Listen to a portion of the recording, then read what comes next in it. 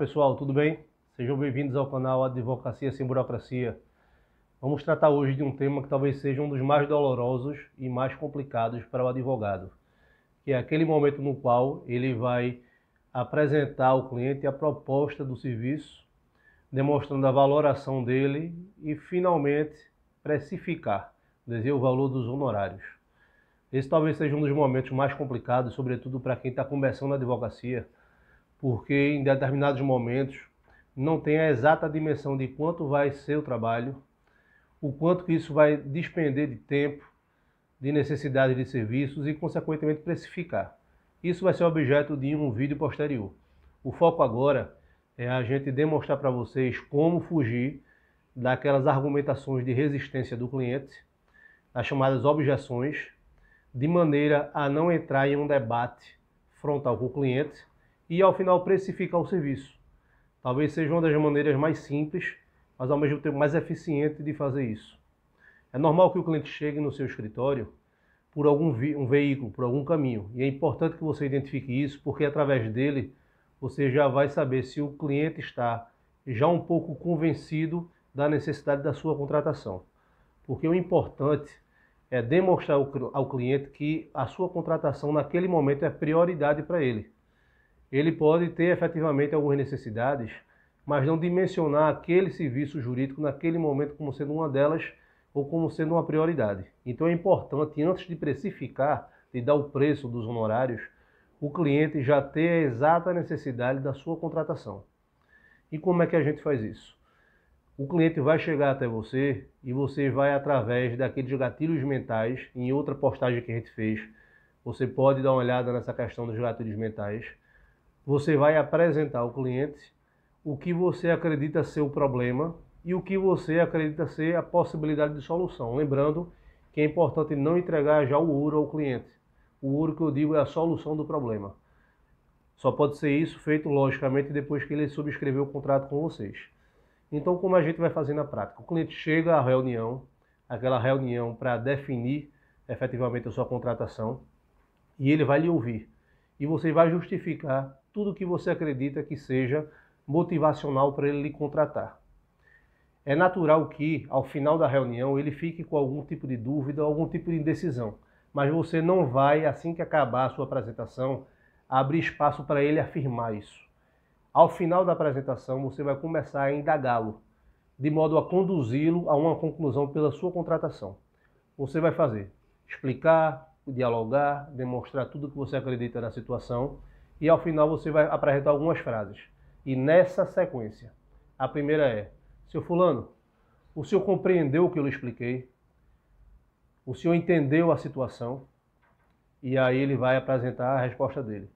Posteriormente, a próxima pergunta que você vai fazer, induzindo o cliente à conclusão final da sua contratação é: o senhor tem alguma dúvida, tem algum detalhe do que eu lhe falei que o senhor não tenha, por sinal, entendido? E aí ele vai apresentar a sua manifestação.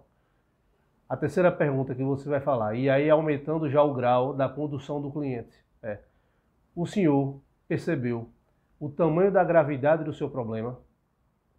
Isso já vai trazer para ele uma certa insegurança. E isso daí é natural, porque o cliente, afinal de contas, está lá por um motivo.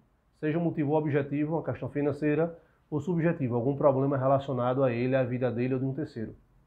E a quarta pergunta que você vai falar, e essa efetivamente é para trazer ele da zona de conforto, para demonstrá-lo um cenário. E esse cenário vai ser definido a partir da escolha dele, pela sua contratação ou não. E essa pergunta é do seguinte modo, pessoal: seu fulano, o senhor percebeu que diante da sua escolha, o senhor pode ter dois cenários futuros. O primeiro cenário é o senhor não contratando um profissional qualificado, especializado, e esse problema ser postergado e futuramente ser absolutamente incontrolável ou insanável.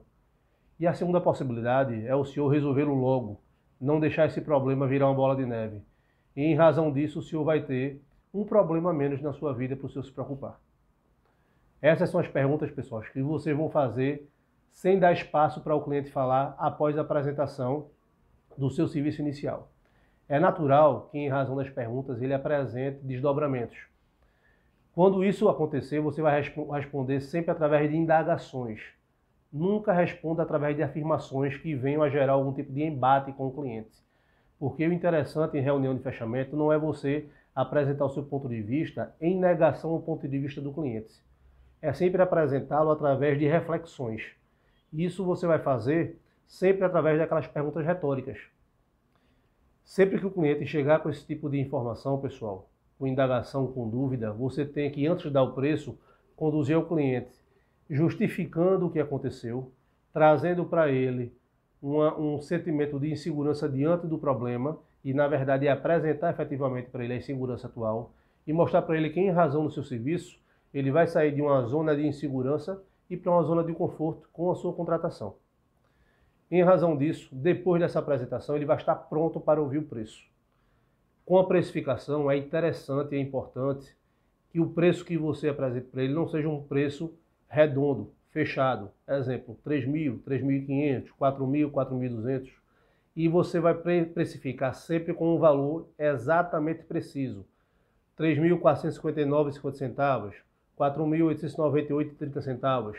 Esse tipo de precificação, pessoal, é baseado sempre numa análise dos custos, da margem, da tributação e outros elementos dessa equação.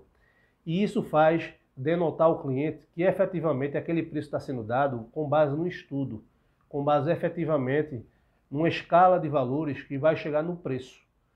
Então é importante você sempre precificar nesse sentido, até para evitar aquela futura indagação. E aquele desconto? E aquele desconto, doutor? Tá certo?